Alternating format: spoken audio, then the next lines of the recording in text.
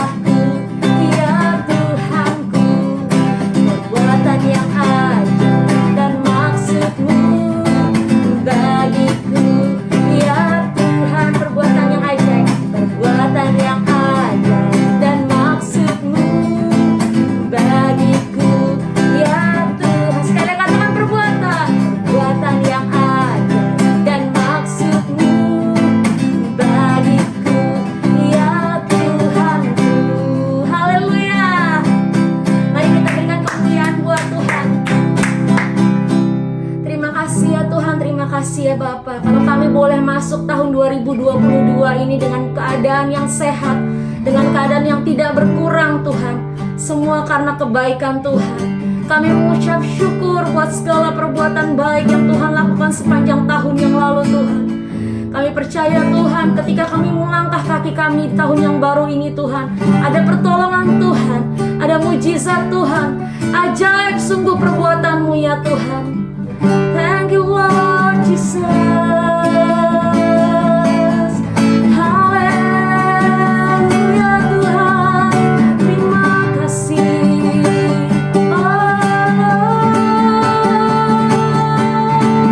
Terima kasih Tuhan.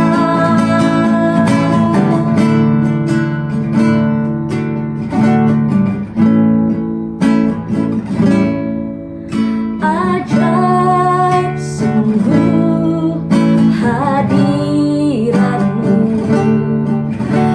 menyelamatkanku, pulihkan hidupku. Nyata besar kuasa-Mu, layakkan ku menyembah-Mu. Ajaib sungguh hadirat-Mu,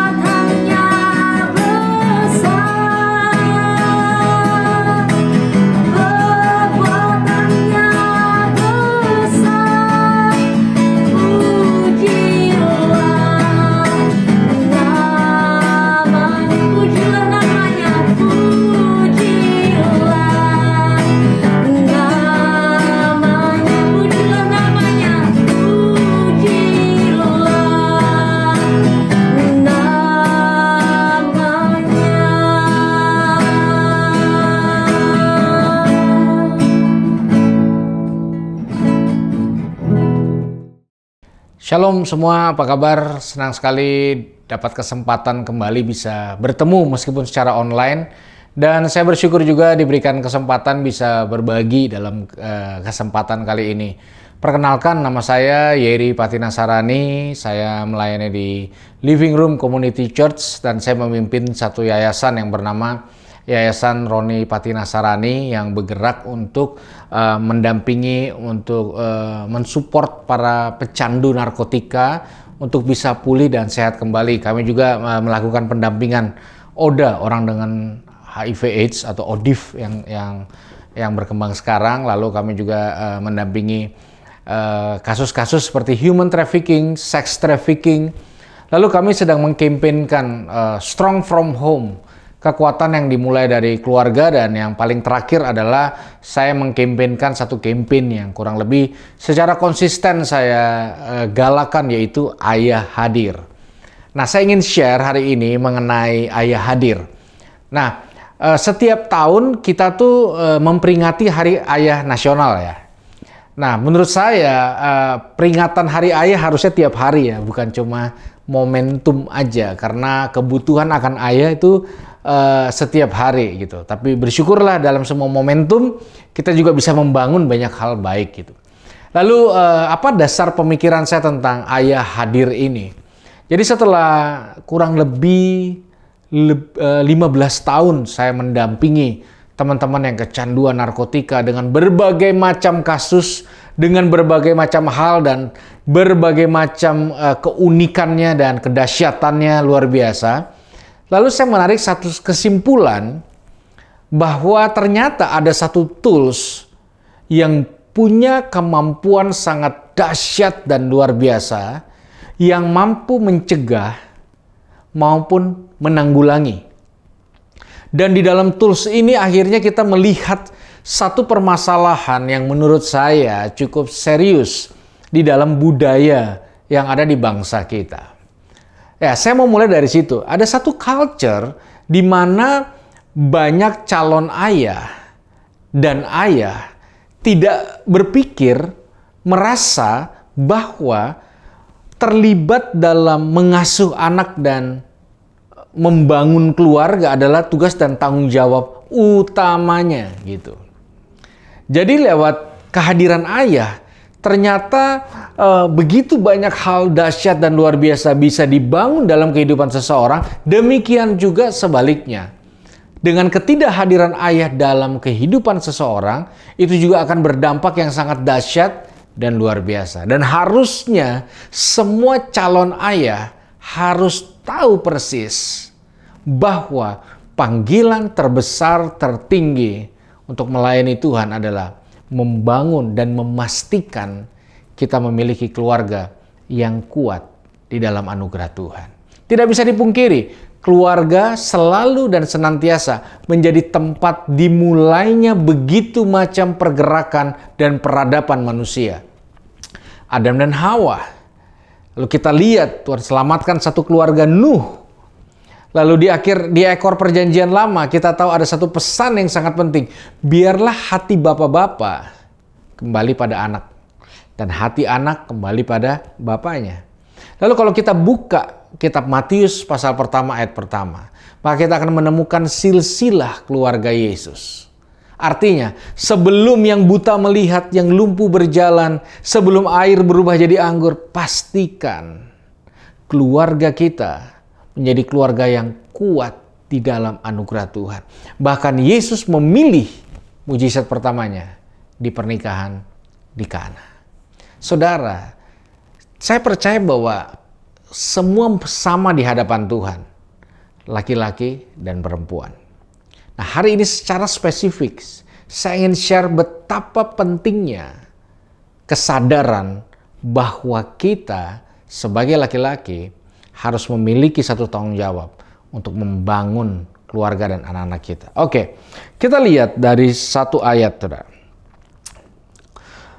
Mari buka dengan saya Kejadian 2 ayat 18. Kejadian 2 ayat 18. Jadi gini, ada dua ayat, salah satunya ayat ini, yang membuat saya cukup lama ada dalam kondisi dilematis yang cukup serius lah, katakan begitu. Nah, saya ingin share dua-duanya. Saya juga ingin share apa yang saya pelajari dari dua angle ayat ini. Menurut saya angle dari dua ayat ini cukup luar biasa menguras energi saya untuk menentukan dan menemukan pesan yang ada di balik dua ayat tersebut. Nah, yang pertama, firman Tuhan katakan seperti ini. Kejadian 2 ayat 18. Tuhan Allah berfirman, "Tidak baik kalau manusia itu seorang diri saja. Aku akan menjadikan penolong baginya yang sepadan dengan dia." Saudara, ayat ini kadang-kadang digunakan oleh orang-orang yang masih jomblo untuk menjadi konfirmasi bahwa sendiri itu nggak baik. Benar, sendiri itu nggak baik. Kalau saudara yang belum nikah, dengar baik, sendiri itu nggak baik. Kalau saudara lagi menunggu konfirmasi dari hamba Tuhan atau siapapun tentang kehidupan pernikahan saudara, anggaplah hari ini konfirmasi. Sendiri itu nggak baik. Tapi bukan berarti ayat ini hanya untuk mereka yang masih jomblo aja supaya dapat pasangan hidup. Ayat ini juga memiliki makna yang sangat dalam dan penting. Seperti ini. Hidup, terutama sebagai seorang pria. Hai pria, hai laki-laki. Hidup tanpa bertanggung jawab sama keluarga itu nggak baik. Saya ulangi. Hidup sebagai seorang laki-laki dan pria tanpa bertanggung jawab sama keluarga itu nggak baik. Jadi bukan masalah dapat pasangan hidup, bertanggung jawab sama pasangan hidup itu esensi membangun banyak hal dalam kehidupan ini. Makanya sendiri nggak baik. Makanya gini saudara, jerapah lahir anaknya 4 jam kemudian bisa lari. Tidak ada satu pria yang diurapi Tuhan mampu berdoa pada anaknya yang baru berusia 2 bulan dalam nama Yesus dan tidak ada yang mustahil buat Tuhan. Di bulan keempat anaknya bisa lari normal. Tidak mungkin. Mau sekuat apapun saudara berdoa, mau serohani apapun. Tidak ada seorang suami yang mampu berdoa pada istrinya yang baru hamil 3 bulan. Bulan keempat anaknya akan lahir normal, sehat. Tidak ada. Artinya ada hal-hal yang tidak bisa dipercepat. Sebagai seorang laki-laki. Apa itu? Tanggung jawab. Tanggung jawab, ya. Nah, mari kita lihat ayat selanjutnya. Mari buka dengan saya 1 Korintus 7 ayat yang pertama. 1 Korintus 7 ayat yang pertama. Untuk ayat ini mohon maaf, saya minta semua yang pria aja membaca sama-sama dengan saya. 1 Korintus 7 ayat yang pertama. Tidak bermaksud apa-apa seperti membedakan, tidak. Tapi ayat ini spesifikasinya khusus untuk semua calon ayah dan ayah. Oke, semua pria persiapkan hati, baca dengan tegas bersama-sama dengan saya pada hitungan yang ketiga. Siap semuanya? Oke. 2, 3. Dan sekarang tentang hal-hal yang kamu tuliskan kepadaku adalah baik bagi laki-laki kalau ia tidak kawin. Semua laki-laki katakan amin. Amin. Amin atas apa? Adalah baik kalau laki-laki, adalah baik bagi laki-laki kalau ia tidak kawin. Ini ayat yang ditulis firman Tuhan. Saya percaya bahwa firman Tuhan berkuasa. Firman Tuhan adalah Tuhan sendiri. Bersyukurlah tidak ada pernah saya menemukan satu gereja atau satu persekutuan doa yang menggunakan ayat ini sebagai tema tahunan atau tema bulanan atau tema camp atau tema retret. Tidak ada tema retret kita. 1 Korintus 7 ayat 1. Yang berisi adalah baik bagi laki-laki kalau ia tidak kawin. Saudara, buat laki-laki kalau arahannya tidak kawin, wah itu lumayan menderita. Tapi ini ayat yang berkata bahwa, hai laki-laki, mau tahu yang baik gak? Apa? Jangan kawin. Nah, satu kali saya merenungkan bahwa kok sepertinya kontradiksi ya. Di awal dibilang sendiri itu gak baik. Loh, kok di tengah jalan tiba-tiba dibilang gini, lebih baik nggak usah kawin. Itu kayak tiba-tiba Tuhan baper di tengah jalan atau Tuhan banting setir dari pemahamannya. Tidak, Tuhan tidak pernah labil dalam menetapkan satu ketetapan. Dia konsisten, dia tidak berubah dahulu, sekarang, dan selamanya. Lalu kenapa dulu dibilang jangan, harus, sendiri itu nggak baik? Lalu tiba-tiba di tengah jalan pesannya keluar yang berkata, bagi laki-laki adalah baik kalau ia tidak kawin. Nah, saudara, saya merenungkan lama 2 ayat ini. Lama. Dan akhirnya saya menemukan satu benang merahnya. Perhatikan dan fokus baik-baik. Dalam perjanjian lama, Tuhan itu pernah hampir memusnahkan seluruh bumi. Hampir. Kecuali satu keluarga. Dalam peristiwa apa? Nuh. Dan ketika air bah itu surut, maka dia berjanji, dia tidak akan pernah mau memusnahkan bumi lagi seperti zaman Nuh. Bahkan dalam janjinya, Tuhan itu membuat busur di langit, yang kita tahu sekarang itu adalah pelangi. Jadi kalau kita lihat pelangi, itu adalah lambang janjinya, bahwa dia tidak akan pernah mau memusnahkan lagi bumi, hingga musnah. Dan dia memegang janjinya secara konsisten. Lalu kalau saudara lihat Maliaki, kitab Maliaki adalah kitab terakhir di perjanjian lama. Mari lihat pasalnya yang terakhir, ayatnya yang terakhir. Apa yang ditulis? Saudara harus tahu bahwa perjanjian lama ditutup dengan satu closing statement yang menurut saya cukup luar biasa. Cukup membuat shock terapi. Maliaki 4 ayat 6. Ini ekor dari perjanjian lama. Closingnya di sini.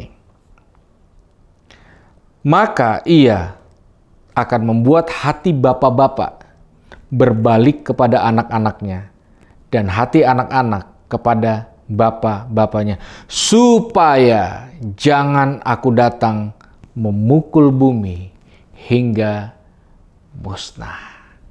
Itu kalimat ancaman yang terakhir. Ternyata dia buat pengecualian, saudara. Dia buat pengecualian. Saudara tahu, yang buat bumi ini musnah, mampu musnah, bukan perang nuklir, bukan siapa presiden, siapa wakil presiden, bukan virus, bukan politik dan ekonomi. Yang membuat bumi ini bisa musnah adalah kalau ada laki-laki atau pria yang memutuskan tidak mau bertanggung jawab kepada anak-anaknya. Makanya dimaksud dalam 1 Korintus 7 ayat 1 gini, perhatikan baik-baik. Hai kaum pria yang belum menikah maupun yang belum menikah.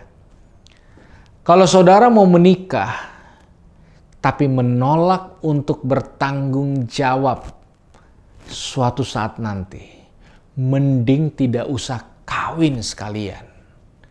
Jangan kawin kalau nggak mau bertanggung jawab. Jangan kawin, jangan nikah kalau nggak mau ngurus anak. Jangan nikah kalau tidak bisa memprioritaskan keluarga dalam menjalani pernikahan. Kalau saudara laki-laki, bapak tidak mau berkorban, maka saudara yang akan minta anak-anakmu dan istrimu yang berkorban untuk engkau. Dan itu adalah sesuatu yang tidak masuk akal. Saudara tahu, musibah terbesar terjadi kalau ada bapak, calon bapak, memutuskan tidak mau bertanggung jawab. Saudara, coba kita lihat ke toko mainan anak-anak. Dari kecil, anak-anak itu sudah dibagi klasifikasinya. Mainan perempuan, baby-babyan, masak-masakan. Mainan laki-laki, tembak-tembakan, pedang-pedangan. Laki-laki jantan, tidak ada yang main boneka. Saya setuju, saya tidak main boneka juga dari kecil. Aneh kalau laki-laki main boneka. Tapi bukan berarti laki-laki tersebut kalau sudah gede nanti gak mau megang anaknya waktu kecil. Gak mau megang babynya.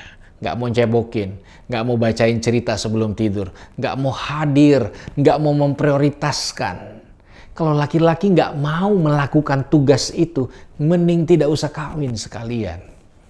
Daripada melahirkan monster-monster yang akan menghasilkan perubahan dahsyat yang negatif di banyak hal, di banyak tempat. Saudara, ini adalah banyak banget orang yang kehilangan poin ini. Saya nggak tahu saudara yang nonton ini, apakah saudara adalah orang yang pernah diabaikan oleh ayah dan bapak kandungmu sendiri. Saya tidak mengajak kita membenci ayah kita. Saya mau mengajak saudara buka mata, ada dampak yang besar. Saudara, terlepas orang setuju apa enggak? Menurut saya setuju ketika ada seorang anak datang kepada bapaknya dan berkata, saya tidak pernah minta dilahirkan. Tidak ada satu anak pun yang pernah bikin proposal untuk minta dilahirkan. Tidak ada. Nah, itu sebabnya kita harus tahu betul tanggung jawab. Saudara, ada satu peristiwa yang menarik. Kita lihat, ini yang terakhir kita lihat dalam kitab 2 Raja-Raja 4. 2 Raja-Raja 4, sebentar. 2 Raja-Raja 4 ayat yang pertama. Salah seorang dari istri-istri para nabi mengadukan halnya kepada Elisa sambil berseru, "Hambamu, suamiku sudah mati dan engkau tahu bahwa hambamu itu takut akan Tuhan. Tetapi sekarang penagih hutang sudah datang untuk mengambil kedua orang anakku menjadi budaknya." Saudara, nabi adalah orang yang bisa dengar suara Tuhan. Nabi adalah orang yang punya jabatan secara rohani. Nabi yang ditulis di dalam Alkitab, peristiwa ini adalah orang yang takut akan Tuhan. Saudara, banyak orang salah, saya ulangi lagi, salah dalam cara berpikirnya.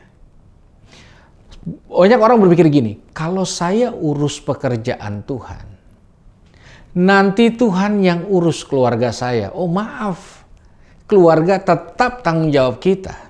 Seorang nggak mau tanggung jawab sama keluarga dengan alasan pelayanan sekalipun, mending tidak usah berkeluarga. Adalah hal yang paling menyakitkan buat semua anggota keluarga kalau kita memprioritaskan aktivitas pelayanan dibanding kondisi moral dan kondisi kehangatan yang ada di keluarga. Dengar baik, pelayanan selalu ada, Natal itu selalu ada. Paskah itu selalu ada. Keluarga, orang tuamu nggak selalu ada. Anak-anak nggak selalu kecil. Makanya ada hal yang nggak masuk akal. Kalau ada orang-orang berpikir, saya bayar harga sampai keluarga saya menderita. Itu kebodohan. Waktu Abraham diperintahkan Tuhan untuk mengorbankan anaknya, dia taat. Tapi ketika dia mau mengorbankan, Tuhan kasih tahu hati di balik perintahnya. Disediakanlah pengganti. Yang termakna dalam peristiwa itu adalah gini, saudara mau lakukan apapun dalam hidup ini, silakan, asal jangan mengorbankan keluarga. Mengorbankan keluarga demi alasan apapun termasuk pelayanan, itu sebuah kesalahan dalam pemaknaan kita tentang gambaran tentang kebenaran yang sesungguhnya. Saudara nggak bisa. Itu sebabnya ada panggilan buat setiap kita. Panggilan kembali ke rumah, bangun keluarga kita. Dan saudara nggak bisa bayangkan kedahsyatan yang terjadi ketika seseorang mulai membangun rumahnya. Satu kali seorang hamba Tuhan mau khotbah. Lalu ada anak sekolah minggu menumpahkan teh di celananya. Lalu pengkhotbah tersebut dengan senyum berkata sama anak dan orang tuanya, "Sudahlah. Case close," nama juga anak-anak. Apa sih? Cuma numpain minuman doang. Minggu depannya, anak laki-lakinya numpain kopi di celananya. Lalu anak laki-lakinya itu dipanggil sama Pak Pendeta ini. "Nah, kamu nggak tahu Papa ini mau khotbah 5 kali. Perjamuan kudus, bimbingan pranikah, belum baptisan." Anaknya dimarahin. Dan ketika Pak Pendeta khotbah, anaknya muncul di belakang bawa koper, saudara. Lalu Pak Pendeta tanya, "Kenapa kamu bawa koper, nak?" Lalu anaknya berkata, "Pak, aku mau pindah tinggal di gereja aja." "Kenapa?" "Habis Bapak baiknya di gereja aja. Beda di gereja, beda di rumah." Saudara dengar baik. Kenapa sebagai kaum pria, calon ayah dan ayah harus memutuskan bangun keluarga dulu, bangun rumah dulu, supaya kita tidak hidup dalam dua identitas. Di luar rumah orang terkagum-kagum. Intelektual, intelijensi kita, semangat spirit kita tidak terbantahkan. Sampai rumah, kita nggak bisa ngerti apa yang istri mau dan anak mau. Itu sebuah kegagalan.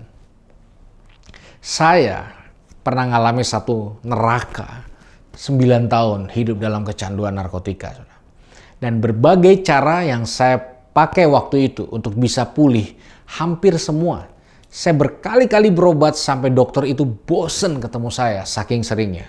Saya berkali-kali dikeluarkan dari sekolah, saya berkali-kali berurusan dengan begitu banyak masalah setiap hari yang tidak selesai sampai kurang lebih 9 tahun. Sampai pada akhirnya, saya tidak memutuskan sesuatu, tapi ayah saya memutuskan sesuatu. Dia adalah seorang tokoh sepak bola Indonesia, kapten Indonesia, komentator bola, pelatih, lalu dia adalah bapak futsal Indonesia yang membawa nama futsal masuk ke Indonesia. Dia adalah seorang Roni Patinasarani, ayah saya, saudara. Di tahun 90-an, di mana saya terpuruk dengan parah, ayah saya memutuskan untuk meninggalkan dunia sepak bola, lalu pulang hadir mendampingi saya. Saudara, satu kali saya dipukulin rame-rame di sekolah karena dituduh maling. Papa saya datang ke sekolah pas jam istirahat sekolah. Satu sekolah teriakin dia maling, bersama saya tentunya. Saudara, Gelora Bung Karno teriakin papa saya hebat, kami ini bosen. Tapi hari itu saya dan papa saya diteriakin maling. Papa saya yang sedemikian terkenalnya rusak gara-gara saya. Di tengah hujatan orang, tahu-tahu dia rangkul saya. Terus dia bilang gini, kamu tuh bukan maling ya, kamu tuh anaknya papa. Angkat muka kamu, jalan lagi. Di situ saya menangis, saya lihat dia juga menangis. Kami jalan ke kantor guru dan akhirnya saya dikeluarkan dengan tidak hormat. Di depan sekolah dia berkata bahwa apapun yang terjadi, saya ini tetap anaknya. Di situ saya pulih.